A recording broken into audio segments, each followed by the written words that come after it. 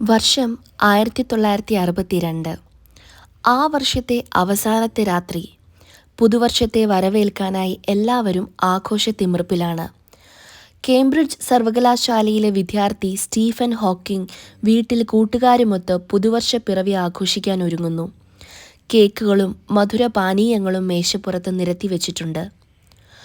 ആദ്യം മുതൽ ഹോക്കിങ്ങിൻ്റെ പെരുമാറ്റത്തിൽ ചില പന്തികേട് കൂട്ടുകാർ ശ്രദ്ധിച്ചിരുന്നു. പാനീയങ്ങൾ ഗ്ലാസ്സിലേക്ക് ഒഴിക്കുമ്പോൾ തുളുമ്പിപ്പോകുന്നു. കൈകൾക്ക് അസാധാരണമായ വിറയൽ. രാത്രി വളരെ വൈകി ആഘോഷം തുടരുകയാണ്. പെട്ടെന്ന് ഹോക്കിംഗ് തല കറങ്ങി താഴെ വീണു. മകന് സംഭവിക്കുന്നതെന്താണെന്ന് ഡോക്ടറായ അച്ഛൻ ഫ്രാങ്ക് ഹോക്കിങ്ങിന് അറിയാമായിരുന്നു. ചികിത്സകളൊന്നും ഫലിക്കാത്തൊരു രോഗത്തിൻ്റെ തുടക്കമാണത്. മോട്ടോർ ന്യൂറോൺ ഡിസീസ് എന്ന വിഭാഗത്തിൽപ്പെടുന്ന രോഗം. 1942 ജനിച്ച ഹോക്കിങ്ങിന് ഇനി ഏതാനും വർഷങ്ങൾ കൂടിയേ ആയുസുള്ളൂ. ഹോക്കിങ്ങിനെ വിവാഹം ചെയ്യാൻ തീരുമാനിച്ച ജെയിൻ എന്ന പെൺകുട്ടി രോഗവിവരം അറിഞ്ഞിട്ടും തൻ്റെ തീരുമാനം മാറ്റിയില്ല.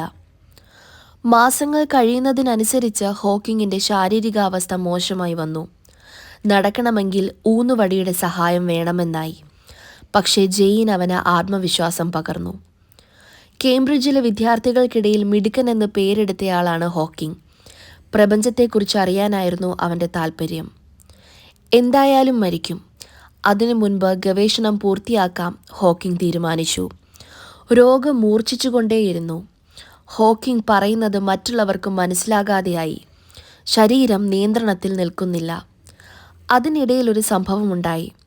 റോജർ പെൻറോസ് എന്ന ഭൗതിക ശാസ്ത്രജ്ഞൻ തമോഗർത്തങ്ങളെക്കുറിച്ച് നടത്തിയൊരു പ്രഭാഷണം ഹോക്കിംഗ് കേൾക്കാനിടയായി. അവൻ്റെ ജീവിതത്തിലെ ഒരു വഴിത്തിരിവായിരുന്നു അത്. തമോഗർത്തങ്ങളും പ്രപഞ്ചത്തിൻ്റെ തുടക്കവും ഒക്കെ ഹോക്കിങ്ങിൻ്റെ ഗവേഷണത്തിന് വിഷയമായി. ഹോക്കിങ്ങിൻ്റെ കണ്ടെത്തലുകൾ ശാസ്ത്രലോകത്തിന് അംഗീകരിക്കപ്പെട്ടു. അങ്ങനെ അദ്ദേഹം 23-ാം വയസ്സിൽ ഡോക്ടറേറ്റ് നേടി.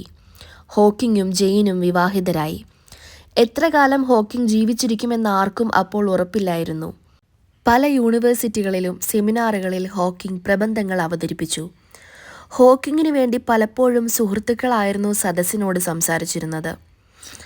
തളർന്ന ശരീരത്തിലെ തളരാത്ത മനസ്സുകൊണ്ട് ചിന്തിച്ച് ഹോക്കിംഗ് പ്രപഞ്ചത്തെക്കുറിച്ച് മനസ്സിലാക്കിക്കൊണ്ടിരുന്നു.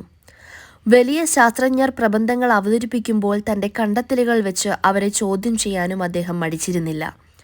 പതുക്കെ പതുക്കെ ശാസ്ത്രലോകത്ത് പ്രതിഭയായി സ്റ്റീഫൻ ഹോക്കിംഗ് അംഗീകരിക്കപ്പെട്ടു. പ്രപഞ്ചത്തെക്കുറിച്ച് കൂടുതൽ ആഴത്തിൽ പഠിക്കാൻ അത് അദ്ദേഹത്തിന് കരുത്തേകി.